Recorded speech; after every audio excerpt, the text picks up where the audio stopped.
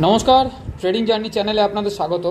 আজকের একটা special content, সেটা হচ্ছে আমি স্টক অপশনে কিভাবে কাজ করি সেই স্ট্র্যাটেজি নিয়ে আপনাদের সঙ্গে আলোচনা করব। তার সাথে সাথে মার্কেটের কি সিচুয়েশান হতে চলেছে, কালকে কি সিচুয়েশান হতে পারে, কোন লেভেল থেকে আমাদের আবার প্রফিট বুকিং হবে এবং কোন লেভেল থেকে আমাদের মার্কেট রিভার্স নেওয়ার সম্ভাবনা থাকবে সেই নিয়েও আলোচনা করব একই ভিডিওর মধ্যে। তাই ভিডিওটার সাথে পুরোটা জুড়ে থাকবেন এবং এই স্ট্র্যাটেজিটা আপনারাও যদি শিখতে পারেন, যেমন সুইংয়ের স্ট্র্যাটেজি আমি দেখিয়েছিলাম কিছু আগের ভিডিওতে, তেমন এটা স্টক অপশনের স্ট্র্যাটেজি। আমি যেরকমভাবে মার্কেটের মধ্যে কাজ করব সেই স্ট্র্যাটেজিগুলো আপনাদের সামনে তুলে ধরবো অন মার্কেটের অন পোর্টফোলিওতে নিয়ে। তাতে আমার লস লাভ সেটা বড় কথা নয়, সবথেকে বড় কথা হচ্ছে স্ট্র্যাটেজিটা কীভাবে কাজ করে সেটা দেখানোটাই হচ্ছে সবথেকে বড় জিনিস। তো যারা বুঝবেন তারা অবশ্যই নিজের মনোভাব প্রকাশ করবেন কমেন্ট করে, যারা বুঝতে পারবেন না কোনো জিনিস তারাও অবশ্যই নিজের মনোভাব প্রকাশ করবেন কমেন্ট করে। আমি যথারীতি পারবো সেটা যেরকমভাবে আমি কাজ করি কিংবা যেরকমভাবে কাজ করছি আমি অবশ্যই আপনাদেরকে সাহায্য করব বোঝাতে। না হলে আপনি ফোনও করতে পারেন 7687088960, এটা আমার হোয়াটসঅ্যাপ নাম্বারও আছে এবং কি আমার কল নাম্বারও আছে, তো এতেও ফোন করতে পারেন। তো আসুন দেখে নেওয়া যাক কালকের স্ট্র্যাটেজি আমি কি নিয়ে চলবো। লুপিনে মে মাসের 1700 বাই করা আছে। তো দেখুন, লুপিন আমার কাছে 2 লট হোল্ড করা আছে। যদি আমি দেখি এখানে 425-এর লট হয় লুপিনের 2 লট হোল্ড করা আছে লুপিন। আর লুপিনের বাইং প্রাইস কত আছে আমার 47 টাকা 37 পয়সা, 850 কোয়ান্টিটি এখানে দেওয়া আছে। আর বাইং প্রাইস হচ্ছে 47 টাকা 37 পয়সা। লুপিন ক্লোজিং দিয়েছে 47 টাকা 20 পয়সা। অনেক গ্রো অ্যাপে যদি দেখেন তাহলে দেখবেন প্রাইসের একটু ডিফারেন্স আছে, 44 টাকা কত পয়সায় 45 পয়সায় মনে হয় ক্লোজিং দিয়েছে লাস্ট, এখানে এখনও পর্যন্ত আপডেট নেয়নি। তো লুপিনকে নিয়ে আমি পরবর্তী দিন মানে সোমবার কিভাবে কাজ করব সেটা নিয়েই দেখাবার বিষয় আপনাদের সামনে। তারপর আমি মার্কেটের ব্যাপার নিয়ে আসবো, কালকে মার্কেট কীরকমভাবে চলছে। তার আগে এটা শুধুমাত্র লার্নিং পারপাস, এখানে কোনো স্টক রিকমেন্ডেশন নয়, কোনো পুট কলের রিকমেন্ডেশন নয়, আমি কোনো সেবি রেজিস্টার নয়, আমি আমার নিজের কীভাবে কাজ করি নিজের পার্সোনাল অনুভব আপনাদের সাথে শেয়ার করছি। তো বাইসেলের রিকমেন্ডেশন এটা নয়। তো লুপিন আমার নেওয়া আছে 47 টাকা 37 পয়সা। তো আমি একটু অর্ডারে চলে যাই। আমি লুপিনকে 2 লট নেওয়া আছে আমার এখানে। লুপিন 850, 425-এর লট হয়। তো 2 লটের মধ্যে আমি লুপিনকে এক লটেতে সেল অর্ডার লাগিয়েছি আর টার্গেট লাগিয়ে রেখেছি। কীরকম লাগিয়েছি দেখুন, যদি আমি এখানে লুপিনের ক্লিক করি তাহলে সেল অর্ডারটা লাগানো আছে দেখুন, এই যে এটা আমি জেরোদা অ্যাপসে করছি। সেল অর্ডার, টিকার টাইপ OCO আর টাইপ হচ্ছে সেল। স্টপ লস দেখুন, আমার লুপিন আমার নেওয়া আছে 47 টাকা 37 পয়সায়। আমি এখানে লুপিনকে স্টপ লস রেখেছি 6.78%। স্টপ লস আমার 44 টাকা হলে লুপিন অটোমেটিক 1 লট মানে এই 425 কোয়ান্টিটি এক্সিট হয়ে যাবে। স্টপ লস এখানে রাখা আছে।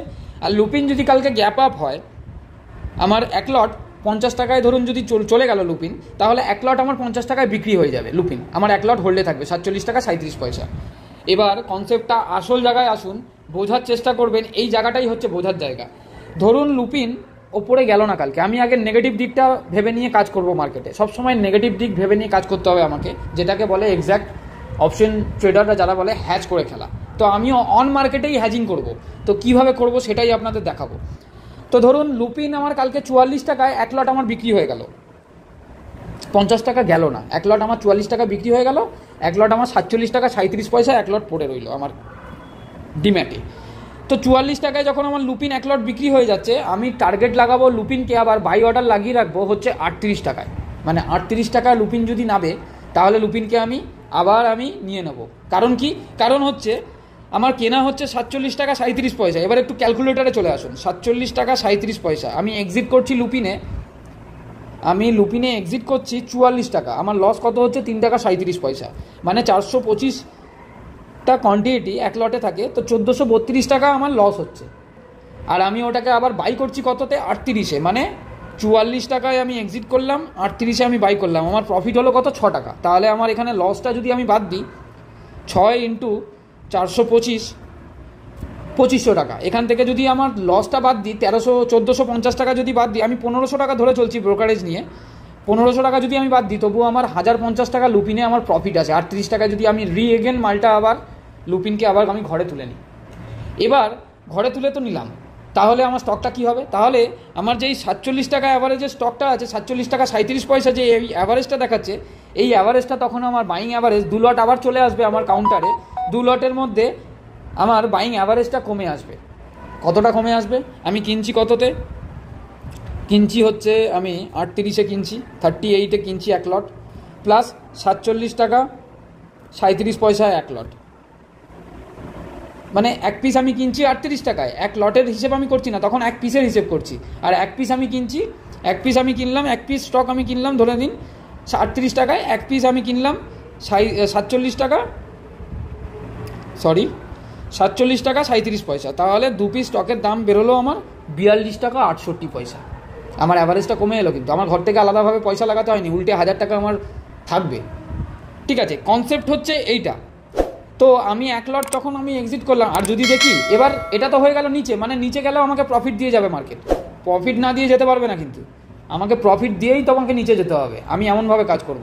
এবার কনসেপ্টটা আবার উল্টো নিয়ে নিই, সেটা হচ্ছে সেল করা কনসেপ্ট। আমার এখানে টার্গেট দেওয়া আছে কত? 50 টাকা। এই দেখুন এইদিকে লেখা আছে 50 রুপিস, এটা আমার টার্গেট, মানে 50 টাকা গেলে আমার 1 লট বিক্রি হয়ে যাবে। এবার দেখুন প্রফিটটা আরও বেশি হতে পারে, কীরকমভাবে আমি বলি। দেখা গেল মার্কেট 50 টাকা হিট করলো, মানে এই টার্গেটটা হিট করলো, 50 টাকায় আমার 1 লট এক্সিট হয়ে গেল, 1 লট আমার 47 টাকায় পড়ে রয়েছে। এবার এখানেও দুটো অপশন আছে প্রফিট করার। কীরকম আমি বলে দিই, কনসেপ্টটা এবার আপনাদের ভালোভাবে ক্লিয়ার হবে। ধরুন 50 টাকায় গিয়ে মার্কেট আবার নিচের দিকে চলে এলো, 40 কি 38-এর জায়গায়, 38-এ কি 38-এ এলো, কি 39-এ এলো, 39-এ এলো কি 40-তে এলো। ঠিক আছে, তাহলে এবার একটা জিনিস চিন্তা করুন, আমি এক্সিট করেছি কত? এক্সিট করলাম 50 টাকায়, আমি এক্সিট করলাম 50 টাকায়, এটাকে সরিয়ে দিচ্ছি, এখানেই আমি ক্যালকুলেট করছি। এক্সিট করলাম আমি 50 রুপিসে। আমি আবার যদি 40 টাকায় আবার 1 লট আমি বাই করে নিই, তাহলে আমার মার্জিন কত থাকছে? 10 টাকা। এখানে কোনো কিন্তু আমার লস নেই।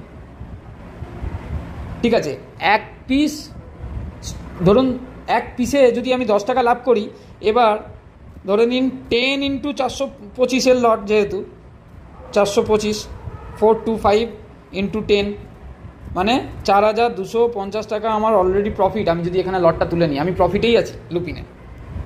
আমার ব্রোকারেজ দিয়ে হয়তো হার্ডলি আমার 4180 টাকা থাকবে, 70-80 টাকা আমি ব্রোকারেজই ছেড়ে দিলাম। আমি ওই ব্রোকারেজের বিভিন্ন রকম ফ্যাসাদে যাচ্ছি না, আমি একটা অ্যাভারেজ ছেড়ে রাখছি। তো কনসেপ্টটা হচ্ছে এটা। তখন যখন আমি এটাকে 40 টাকায় তুলে নেবো না, তখন কি হবে? এই 40 রুপিসে একটা তখন হয়ে গেল কি, তখন আমার কেনা পড়লো আমার 40 টাকায় 1 পিস মাল, প্লাস 47 টাকা 37 পয়সা 1 পিস মাল, ভাগ 2। এখানে আমার অ্যাভারেজটাও কমে এলো, যেখানে 47 টাকা দাম ছিল সেখানে আমার অ্যাভারেজটা হয়ে যাবে 43 টাকা 68 পয়সা। ঠিক আছে, মানে প্রফিটটা আমার এদিকে রইল, মানে আমার পয়সাটা বাড়লো কিন্তু।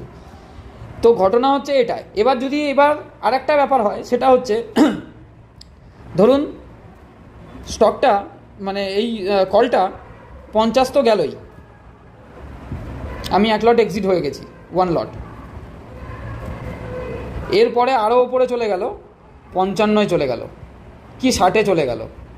আমি কি করব? তখন আমার স্টপ লসটাকে ট্রেল করে দেবো। আমি লাস্ট মুভমেন্ট ক্যাপচার করব এর পেছনে, যতক্ষণ ওপরে যাচ্ছে ততক্ষণ আমি একে ওপরেই টানবো। আমি লাস্ট মুভমেন্ট ক্যাপচার করব, তখন আমি স্টপ লসটা কী করবো? এসএল লাগাবো। যখন এই 55-তে ট্রেড করবে, তখন আমি এসএল লাগাবো 50-এ। 50-এর নিচে হিট হলেও অটোমেটিক বেরিয়ে আসবে। ঠিক আছে, আবার যখন দেখবো 60-এ চলে গেছে, তখন আমি এসএলটাকে মানে ট্রেল করে দেবো। ট্রেল করে দিয়ে আমি হয়তো 57-এ আমি স্টপ লস লাগাবো। 57-এর নিচে এলে আমার মার্কেট থেকে অটোমেটিক বেরিয়ে আসবে। তো কনসেপ্টটা আশা করি বোঝা গেল। এবার চলে আসি আমরা মার্কেটের সিচুয়েশান কি আছে দেখে নেব।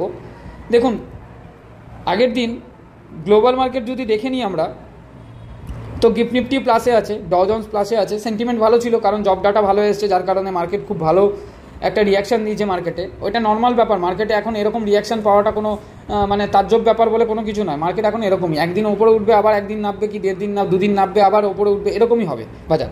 তো সেন্টিমেন্ট যদি দেখি, তো ব্যাঙ্কিং সেক্টর কালকে সব সেক্টরই একটুখানি ডাউন থাকবে, কারণ আগের দিনকে যে ক্যান্ডেল দুটো দিয়ে ক্লোজ দিয়েছে সেগুলো বিয়ারিশ প্রাইস অ্যাকশন ক্যান্ডেল। আমি ক্যান্ডেলের ওপর বিশ্বাস করে আমি কিন্তু সব কিছু করি, যার কারণে আমার গ্যাপ আপ আর গ্যাপ ডাউনের যে কনসেপ্টটা আছে, আমি ওয়ান ওয়ে প্রেডিকশান দিই।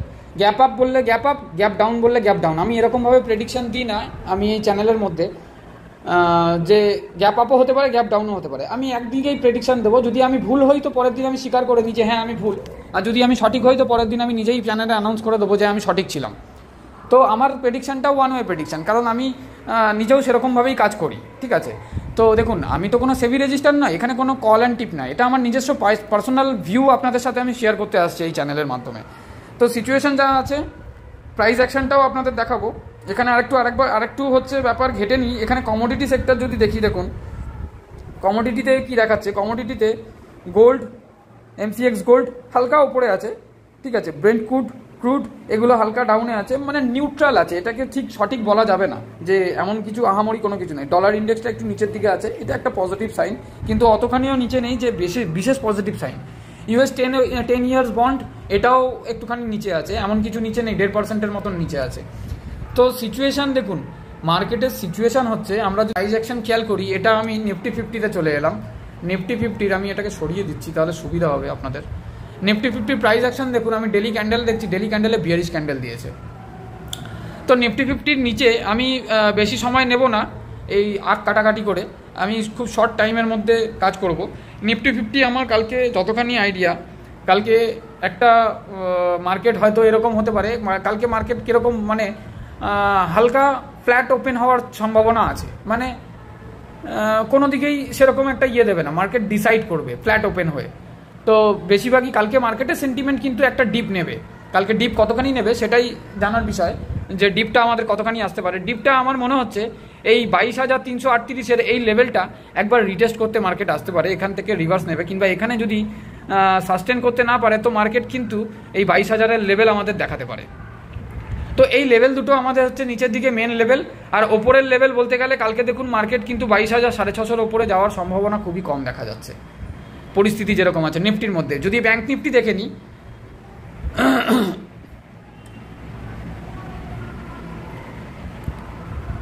নিফটি ব্যাংক দেখে নেব। নিফটি ব্যাংক যদি দেখি তাহলে দেখুন নিফটি ব্যাংকেও বিয়ারিশ প্রাইস অ্যাকশন দিয়েছে। নিফটি ব্যাংকও এই লেভেলটাকে রিটেস্ট করতে একবার আসবে আশা করছি কালকে, কারণ এদিকে এডিআরও দেখছেন, মানে এই লেভেলটা মানে কোন লেভেল হচ্ছে আমি সেটা আপনাদেরকে ড্র করে দেখাচ্ছি, তাহলে সুবিধা হবে। এই লেভেলটা একবার রিটেস্ট করতে আসবে বাজার, মানে 48,365। তারপরে যদি এখানে সাস্টেন না করতে পারে বাজার, কিন্তু এই পজিশন পর্যন্ত 47,750-এর লেভেল পর্যন্ত আমাদের ব্যাংক নিফটি কালকে দেখাতে পারে। তো এখান থেকে রিভার্স নেওয়ার সিচুয়েশন আছে। দেখুন মার্কেট কীরকমভাবে কাজ করছে, মার্কেট নিজের প্রিভিয়াস হাইকে, ব্যাংক নিফটি নিজের প্রিভিয়াস হাইকে কিন্তু ভাঙছে, ভেঙে আবার নিচের দিকে আসছে, মানে ওপরে হাই ভাঙছে আর নিচে প্রফিট বুকিং হচ্ছে, হাই ভাঙছে নিচে প্রফিট বুকিং হচ্ছে। তো এই প্রক্রিয়া কতদিন যে চলবে তার কোনো ঠিক ঠিকানা নেই। মার্কেট কিন্তু অনিশ্চয়তার মার্কেট কীরকমভাবে সিচুয়েশন করবে বলুন তো। আমাদের আপনাদের মতন রিটেল ইনভেস্টারদেরকে মার্কেট বলবে, মার্কেট এখন প্যানিক সেলিং করাবে, প্যানিক সেলিং করেই বার করে দেবে, বার করিয়ে দেওয়ার পরে মার্কেটকে একবার হুড় করে ওপর দিকে টেনে নিয়ে চলে যাবে। তখন আমরা কী ভাববো বলুন তো, বাবা আমি বেরিয়ে এলাম, তখন আমরা ইনভেস্ট করতে যাবো, আর ইনভেস্ট করতে যাওয়া মানেই সেখানে আমরা ট্র্যাপ হব। এই ট্র্যাপটাই মার্কেট কিন্তু করতে চাইছে। মার্কেট চলতে গেলে রিটেলারের পয়সা না নিলে মার্কেট চলবে না। হ্যাঁ, এবার রিটেলার যদি ফেসে যায়, রিটেলারের মেন্টালি যদি স্টেবল থাকে যে হ্যাঁ আমি ফেসে গেছি, আমি ওয়েট করবো, কারণ ভারতীয় বাজার লং সাইড পজিশন আছে। তো ভারতীয় বাজার যখন লং সাইড পজিশন আছে তখন আমার মনে হয় না যে যদি কেউ লস বুক করে বের হয়, কিংবা সে যদি একটু ওয়েট করে, তাহলে আমার মনে হয় না যে যদি ভালো কোনো ফান্ডামেন্টালি ভালো কোম্পানির মধ্যে যদি সে ইনভেস্টেড থাকে, তাহলে আমার মনে হয় না যে তাকে লস বুক করে ভারতীয় বাজার থেকে বেরোতে হবে। কারণ দেখুন, রিটেল যদি ভয় খেয়ে বেরোতে থাকে তাহলে আমাদেরও কিন্তু অসুবিধা। একটা রিটেল মার্কেট থেকে আউট হয়ে যাওয়া মানে আমাদের মতন মানুষদের কিন্তু খুবই অসুবিধে। যারা বিশেষ করে ট্রেডিংয়ের মধ্যে যুক্ত আছেন, তাহলে ইকোনমিক্যালি যদি ব্যাপারটা বোঝেন, একজন মানুষ যদি মার্কেট থেকে, সবই ডিজিটাল মার্কেটিংয়ের ব্যাপার, চেন সিস্টেম, সবাই সবার সাথে বাধা আছে। তো ঘটনা হচ্ছে এটা, কালকে বাজার একটা ডিপ নিতে আসবে, যদিও ফ্ল্যাট ওপেন হয় একটা ডিপ দেওয়ার সম্ভাবনা কালকে বাজারে আছে। আর কালকে বাজার আশা করি না ফ্ল্যাট ওপেন মানে কি বলুন তো, হালকা গ্যাপ ডাউন হওয়ার সম্ভাবনাটা কম দেখা যাচ্ছে, গ্যাপ আপ হওয়ার সম্ভাবনাটা বেশি দেখা যাচ্ছে কালকে বাজারে। তো হালকা গ্যাপ আপ হয়ে বাজার নিচে একটা ডিপ নিতে আসবে, ডিপ এই জায়গাটা রিটেস্ট করে বাজার কিন্তু আবার ওপর দিকে রিভার্স নেওয়ার সম্ভাবনা দেখা যাচ্ছে। তো সেই জায়গাগুলো খেয়াল রাখবেন, লেভেলগুলো খেয়াল রাখবেন। লেভেল টু লেভেল আমি গ্রুপের মধ্যে শেয়ার করতে থাকবো যে এই লেভেল পর্যন্ত আসতে পারে, এই লেভেল থেকে রিভার্স নেওয়ার সম্ভাবনা দেখা যাচ্ছে। প্রাইস অ্যাকশন হচ্ছে, যেগুলো আমি করে থাকি গ্রুপের মধ্যে, যে আপনাদেরকে লেভেলগুলো আমি বলতে থাকি। কেউ যদি বলে যে কোন লেভেল পর্যন্ত এখানে আসতে পারে, তো এখান পর্যন্ত সিচুয়েশান দেখা যাচ্ছে, তারপরে আবার ওই লেভেলের পরে তার প্রাইস অ্যাকশন দেখতে হয়, তার সেকেন্ড ক্যান্ডেল দেখতে হয়, সেই হিসেবে লেভেল ভাঙবে নিচের দিকে না লেভেল নিচের ওপর দিকে ভেঙে উঠবে, সেটা কিন্তু অন মার্কেটেই বলা যায়। আগে থেকে আমরা কোনো ব্যক্তি প্রেডিকশন করতে পারবো না, কারণ প্রাইস অ্যাকশন সেকেন্ডে চেঞ্জ হচ্ছে, প্রাইস অ্যাকশন মুহূর্তের মধ্যে চেঞ্জ হচ্ছে। ভারতীয় নর্মস, ভারতীয় সব কিছু। দেখুন, মার্কেট অনিশ্চয়তার মার্কেট কেন বলে? কেননা পলিসি দিনের দিন চেঞ্জ হয়ে যেতে পারে মার্কেটে। সরকার পলিসি চেঞ্জ করতেই পারে, সরকারের রাইটস আছে যে পলিসি চেঞ্জ করতেই পারে। পলিসি চেঞ্জ হলে মার্কেটও চেঞ্জ হবে, গভর্নমেন্ট চেঞ্জ হলে মার্কেট চেঞ্জ হবে, বিভিন্ন অনেক রকম কারণ থাকে মার্কেট চলা। সেই জন্যই আমাদের কিন্তু সিকিউরিটি মার্কেটকে বলা হয় যে সাবজেক্ট টু মার্কেট রিস্ক, অনিশ্চয়তার মার্কেট। যারাই আসবেন মার্কেটে, যারাই প্রপারলি কাজ করবেন, তারাই জেনে শুনে আসবেন। কখনো না জেনে মার্কেটে আসা উচিত নয়। অবশ্যই লার্নিংটা খুবই দরকারি, লার্নিং না করে মার্কেটের মধ্যে নামাটা উচিত নয়। তো আজকের ভিডিও এখানেই শেষ করব। ধন্যবাদ।